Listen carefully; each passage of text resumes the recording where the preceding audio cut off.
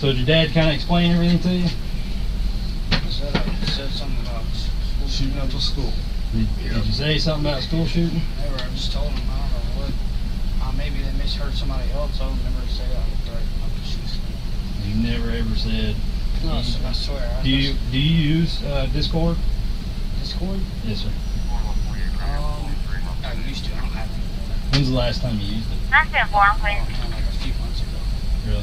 Was it at Traditions or was it here? No, it was at Traditions because in that Discord account that I had deleted it Before you moved here? Yeah, because I think it got it had been password pulled or something. Like I had clicked on a link and somebody had. Have you heard anybody on Discord when you were using it say something like that? Remember? Like at that time? Yeah. I don't think so. I don't think I ever had anybody that. Never. And I mean, I'm not trying to get anybody hemmed up, but like this is some serious stuff. Yeah, I know. Oh, he knows how serious it is. Trust me. Because I'd hate to. You know, my boss was even like, I don't know how old this information is, and if you want to wait till Monday to follow up. And I was like, nah, I'd rather do it now because. So would we. Because God forbid something happened and I didn't do my job, I'd feel pretty bad about that. So I just want to make sure you understand that if something like that happens or you hear something like that, report it. Yeah. Tell your dad, tell teacher. Like I told him, I would promise I would never say something like So you haven't used Discord in a few months, Oh, no, and you're saying you didn't say anything like that. No, the only thing I have is TikTok, but I just go around there and watch videos. Okay.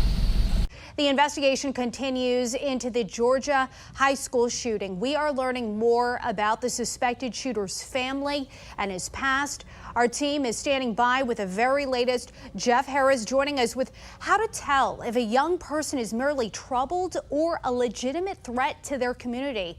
But first, Ryan Smith joins us at the live desk with the latest arrest, Ryan, made in this case just hours ago. Breaking tonight, investigators just announcing the father of that accused school shooter, Colt Gray is his name. He was arrested, now facing several charges tied to yesterday's mass shooting.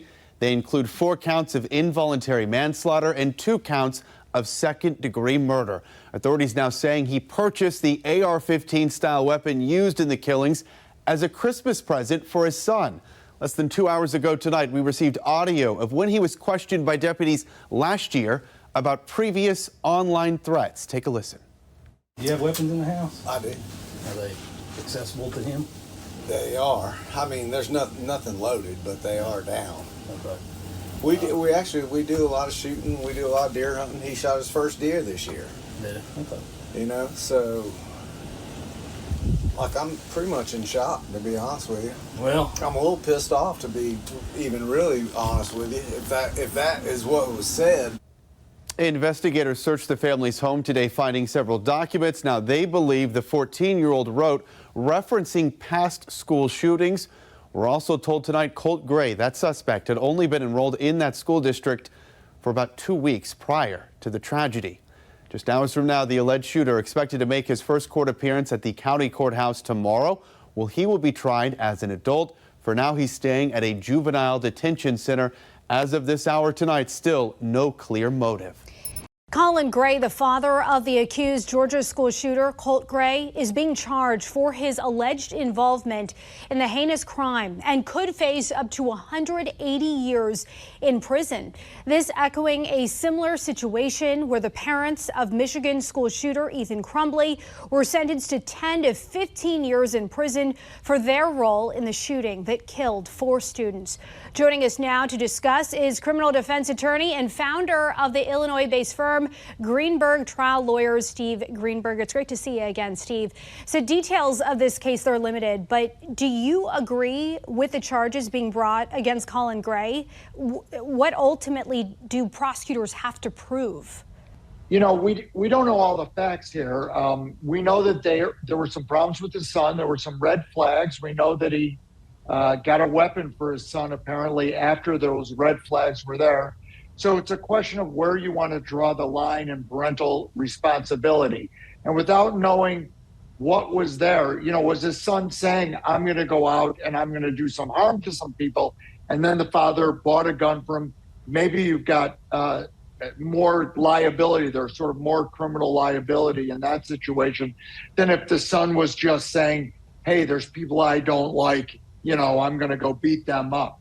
The problem I have with this is when you start criminalizing parenting, where are you going to stop? And then when you start criminalizing parenting, are you going to start criminalizing all of the decisions that people make? There are some similarities with a case in Michigan when the parents of a teen shooter were held partially to blame. You mentioned that responsibility aspect of this and the questions surrounding that. So do you think charging parents for their involvement in their child's crime will in any way act as a deterrent for acts of mass violence in schools? I don't think it's going to act as a deterrent because I think that it's such antisocial behavior that it's more of a mental health problem. I think it's a bigger question of why are people buying guns for 14-year-olds, and that's something that's a much larger issue where people think that that's something that they should be giving to their kids. You know, we had that situation in Chicago where there was a mass shooting and someone was buying a weapon for their child who was only 16 or 17 years old at the time. Why are people buying firearms for children that are that age? We don't let kids do a lot of other things at that age. Why do we feel that they can have weapons like this? So I think it's a bigger issue. Anytime you've got a mass shooting, it's not really something that you're going to be able to stop, because the reason people commit crimes like these are far more deep-seated than just a normal crime, than just a normal robbery. There are always bigger mental health and social issues. If you look at the people who commit these crimes. Mental health is certainly such a huge issue in this country and something that always comes up. Criminal defense attorney Steve Greenberg, thank you for joining us tonight on the National Desk. And tonight, the nation continues to grieve with a Georgia community shaken by a deadly school shooting.